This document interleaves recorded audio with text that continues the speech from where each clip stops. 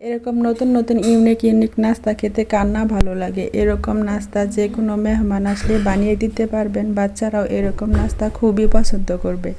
বাসার যে কেউ এরকম মচমচে কুরকুরে নাস্তা পছন্দ করবে। আসসালামু আলাইকুম। প্রথমে একটি বাটিতে আমি 2 কাপ ময়দা নিয়ে নেব।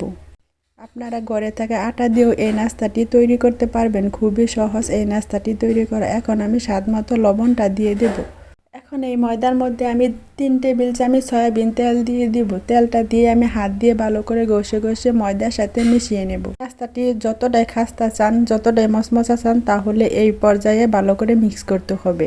এখন আমি 3 টেবিল চামচ চিনি দিয়ে দেব। চিনি দেওয়ার কারণে এই নাস্তাটির টেস্টটা দ্বিগুণ বেড়ে যায়। এখন এর মধ্যে আমি অল্প অল্প পানি দিয়ে একটি ডো তৈরি করে নেব। রুটি বেলার মতো ডোটা তৈরি করে নিতে হবে।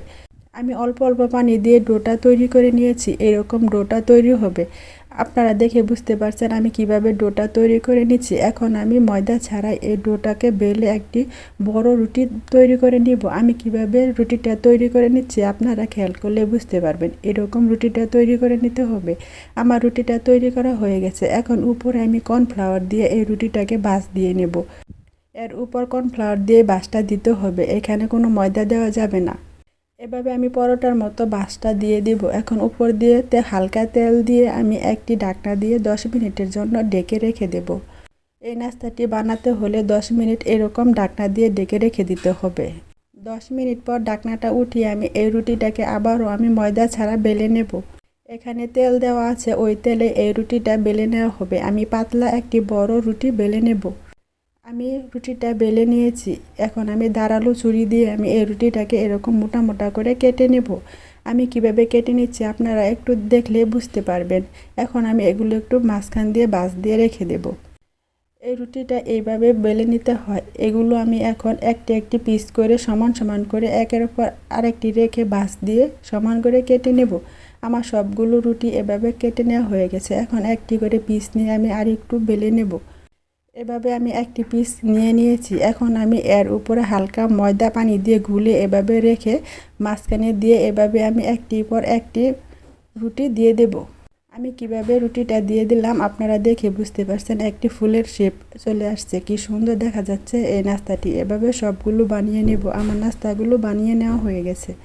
এবার চুলায় পরিমাণ মতো তেল দিয়ে আমি তেলটাকে গরম করে নিয়েছি। এখন একটি নাস্তা এভাবে দিয়ে একটি মোটা কোনো কিছু দিয়ে এভাবে নাস্তার মাঝখানে চাপ দিয়ে দিতে হবে, তাহলে নাস্তাটি ছুটে যাবে না। এভাবে আমি এক এক করে সবগুলো নাস্তায় বেজে নেব। এভাবে আমি 3টি নাস্তা দিয়ে দিলাম আর নাস্তার মুখটা এভাবে লাগিয়ে দিলাম। এভাবে মুখটা লাগিয়ে দিতে হবে, নয়তো ভাজার সময় ছুটে যাবে। এখন আমি একটু নাড়াচাড়া করে এগুলো এপিট ওপিট করে ভেজে নেব।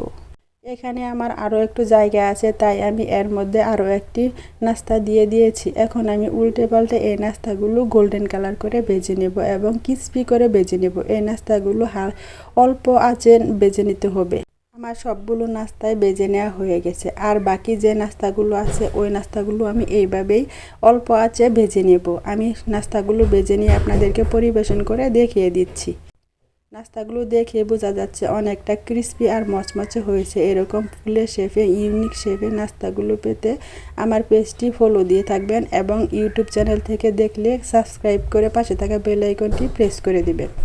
নাস্তাগুলো কতটা ক্রিস্পি আর মচমচে হয়েছে আমি আপনাদেরকে ভেঙে দেখিয়ে দিচ্ছি। এতটা মজার এই নাস্তাগুলো। এই নাস্তার মধ্যে আমি চিনি দেওয়াতে এই নাস্তাগুলো স্বাদ আরও দ্বিগুণ বেড়ে গেছে।